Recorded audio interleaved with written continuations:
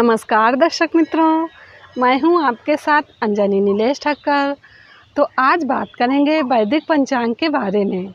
वैदिक पंचांग दिनांक 28 सितंबर 2023, दिन गुरुवार, विक्रम संवत 2080, गुजरात 2079, शक संवत 1945, आयन दक्षिणायन, ऋतु शरद ऋतु, मास भाद्रपद, पक्ष शुक्ल, तिथि चतुर्दशी शाम 6:49 तक तत्पश्चात पूर्णिमा, नक्षत्र पूर्व भाद्रपद, 29 सितंबर रात्रि 1:48 तक तत्पश्चात उत्तर भाद्रपद, योग गंड सुबह 11:55 तक तत्पश्चात वृद्धि, राहु काल दोपहर 1:59 से शाम 3:30 तक, सूर्योदय 6:29, सूर्यास्त 18:28, दिशा शूल दक्षिण दिशा में। व्रत पर्व विवरण: अनंत चतुर्दशी, गणेश महोत्सव समाप्त, गणेश विसर्जन पूर्णिमा। विशेष: चतुर्दशी, पूर्णिमा और व्रत के दिन स्त्री सेवक तथा तिल का तेल खाना और लगाना निषिद्ध है।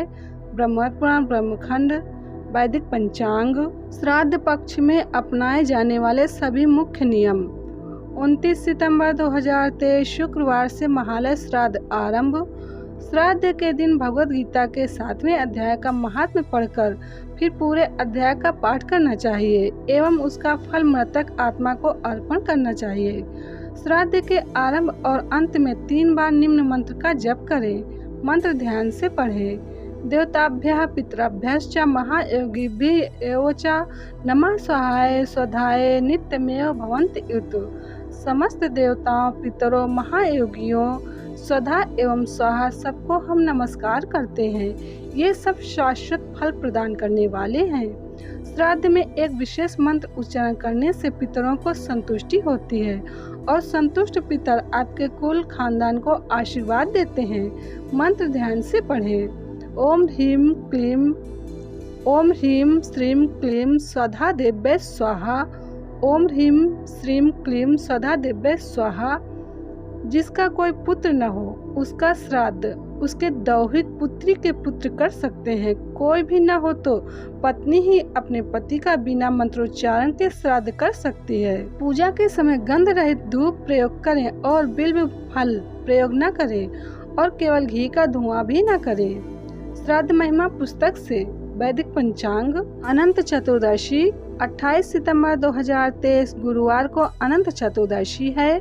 भाद्रपद मास के शुक्ल पक्ष की चतुर्दशी को अनंत चतुर्दशी कहा जाता है। इस दिन अनंत भगवान की पूजा करके संकटों से रक्षा करने वाला अनंत सूत्र बांधा जाता है। कहा जाता है कि जब पांडव जुए में अपना सारा राजपाट हार कर वन में कष्ट भोग रहे थे, तब भगवान श्री कृष्ण ने उन्हें अनंत चतुर्दशी का व्रत करने की सलाह दी थी। धर्मराज युधिष्ठिर ने अपने भाइयों तथा द्रौपदी के साथ पूरे विधि विधान से ये व्रत किया तथा अनंत सूत्र धारण किया। अनंत चतुर्दशी व्रत के प्रभाव से पांडव सब संकटों से मुक्त हो गए।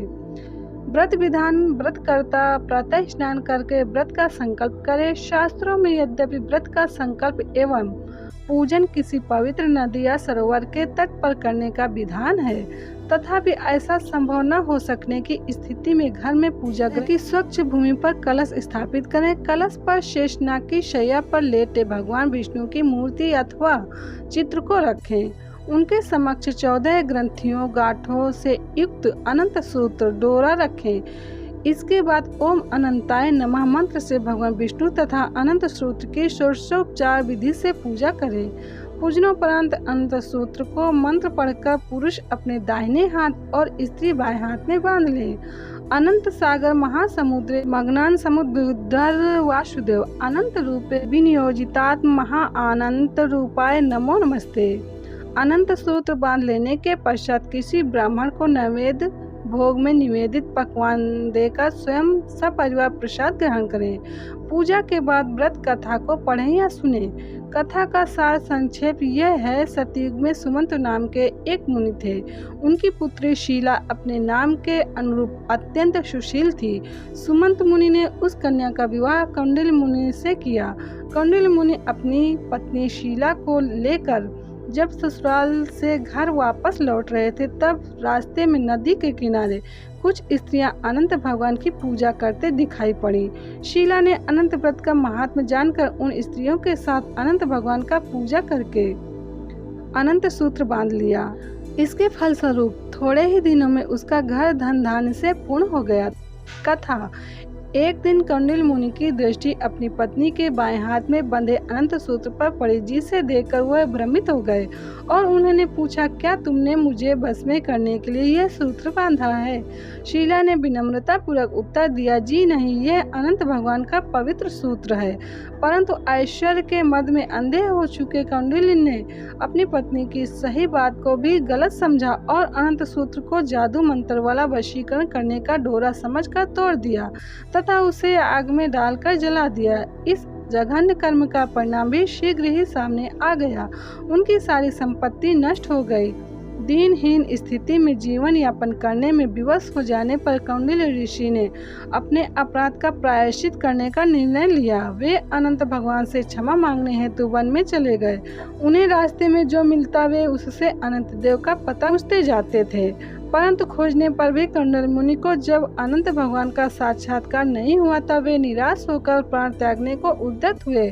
तभी एक वृद्ध ब्राह्मण ने आकर उन्हें आत्महत्या करने से रोक दिया और एक गुफा में ले जाकर चतुर्भुज अनंत देव का दर्शन कराया। भगवान ने मुनि से कहा, तुमने जो अनंत सूत्र का तिरस्कार किया है यह सब उसी का फल है। इसके प्रायश्चित हेतु तुम 14 वर्ष तक निरंतर अनंत व्रत का पालन करो।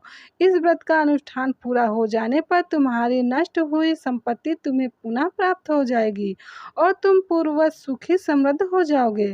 कौंडिन्य मुनि ने इस आज्ञा को सहर्ष स्वीकार कर लिया। भगवान ने आगे कहा, जीव अपने पूर्वत दुष्ट कर्मों का फल ही दुर्गति के रूप में भोगता है।